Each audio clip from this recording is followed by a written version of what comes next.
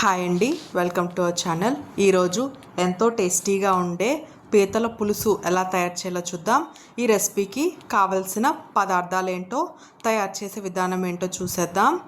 కావలసిన పదార్థాలు: ఒక అర కేజీ పీతలు శుభ్రం చేసుకున్నవి, ఒక 4 ఉల్లిపాయలు పెద్ద ముక్కలుగా కట్ చేసుకున్నవి, ఒక పాయ వెల్లుల్లి, అలాగే 1.5 స్పూన్ జీలకర్ర, రుచికి సరిపడా ఉప్పు, 1/2 స్పూన్ పసుపు, 3 పచ్చిమిరపకాయలు పొడుగ్గా కట్ చేసుకున్నవి, 3 స్పూన్లు కారం, మిరియాలు 1.5 స్పూన్, చింతపండు పెద్ద నిమ్మకాయ సైజ్ అంతా, కొత్తిమీర కొద్దిగా,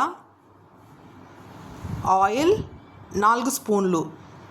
ముందుగా ఒక మిక్సీ జార్ తీసుకొని అందులో పొడుగ్గా కట్ చేసుకున్న ఉల్లిపాయలు, జీలకర్ర, వెల్లుల్లి వేసుకొని మెత్తగా పేస్ట్ లాగా గ్రైండ్ చేసి పక్కన పెట్టుకోవాలండి. ఇప్పుడు స్టవ్ ఆన్ చేసి ప్యాన్ పెట్టుకొని అందులో ఆయిల్ వేసుకోండి. ఆయిల్ బాగా హీట్ అయిన తర్వాత పచ్చిమిర్చి వేసుకోండి. ఇప్పుడు అందులోనే ముందుగా గ్రైండ్ చేసి పెట్టుకున్న ఉల్లిపాయ పేస్ట్ వేసుకొని కలుపుతూ మగ్గించుకోవాలండి. ఇప్పుడు అందులోనే ఉప్పు, పసుపు వేసుకొని ఉల్లిపాయ ముద్ద పచ్చివాసన పోయేంత వరకు సిమ్లో పెట్టి కలుపుతూ ఉండాలండి. ఇప్పుడు అది మగ్గుతున్న లోపు ఇంకో మిక్సీ జార్ తీసుకొని అందులో మిరియాలు వేసుకొని పౌడర్ లాగా చేసి పక్కన పెట్టుకోండి. ఇప్పుడు మధ్యలో కలుపుతూ ఉల్లిపాయ పేస్ట్ని సిమ్లో పెట్టి బాగా ఫ్రై చేసుకోండి. ఈ పీతల పులుసు అనేది మనకి ఈ వర్షాకాలం, చలికాలంలో చాలా పర్ఫెక్ట్ అండి. మనకి బాగా జలుబు చేసినప్పుడు ఇలాగ మిరియాలు వేసుకొని పీతల పులుసు వేసుకొని తింటే ఎంత జలుబైనా మాయమైపోతుందండి.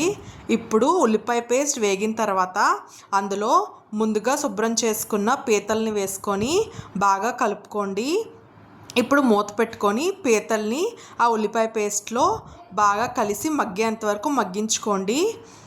పీతలు మగ్గిన తర్వాత అందులోనే కారం వేసుకోండి. ఇది పులుసు కాబట్టి మనకి కారం కొంచెం ఎక్కువే పడుతుందండి. అలాగే మనం పచ్చిమిర్చి ఇంకా మిరియాలు వేస్తున్నాం కాబట్టి మీ టేస్ట్కి తగ్గట్టుగా కారం అడ్జస్ట్ చేసుకోండి. ఇప్పుడు ముందుగా రసం తీసి పెట్టుకున్న చింతపండు వాటర్ని ఆ మరిగిన పీతల్లో వేసుకొని బాగా కలుపుకోండి. ఇప్పుడు ఒకసారి బాగా కలుపుకొని ఇప్పుడు ఒకసారి ఉప్పు, కారం అంతా చూసి అలా అడ్జస్ట్ చేసుకొని అందులోనే ముందుగా పౌడర్ చేసి పెట్టుకున్న మిరియాల పొడిని వేసుకొని మూత పెట్టుకొని సిమ్లో పెట్టి బాగా దగ్గరికి ఉడికేంత వరకు ఉంచండి.